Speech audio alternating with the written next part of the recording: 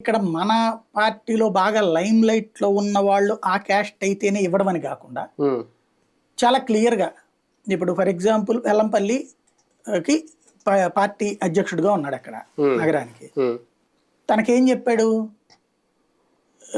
ఇతని దగ్గర ఉన్నటువంటి యాటిట్యూడ్ ఏంటంటే నేను ఈ పేరు చంద్రబాబుకి ఈయనకున్న తేడాది.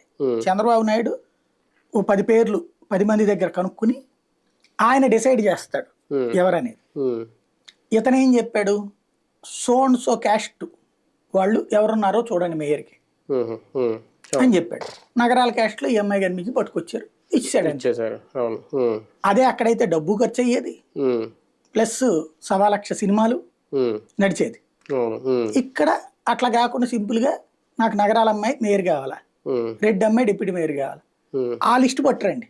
అంటే ఒక రకంగా కులగన్న ఎప్పుడు అయిపోయి లిస్ట్ అంతా రెడీగా ఉంది. జగన్ దగ్గర ఎందుకు ఉండదు? జగన్ కాదు, అందరి దగ్గర ఉంటది. తెలుగుదేశం దగ్గర కూడా ఉంటది. మీకు దీంట్లో ఉన్నది కదా, ఓటర్ ఐడి ఇచ్చారు కదా, అప్పుడే ఉంటాయి. ఇంకోటి రేషన్ కార్డులు ఉన్నాయి కదా, ఇంకా ఇదైతే తెలియకపోవచ్చు. ఓటర్ ఐడి ఎంత 1,50,50,00,000 కుటుంబాలకి రేషన్ కార్డులు ఉన్నాయి, లేని 10 లక్షలే.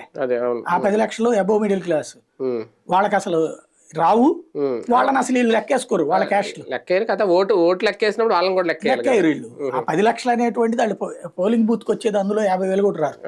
కాబట్టి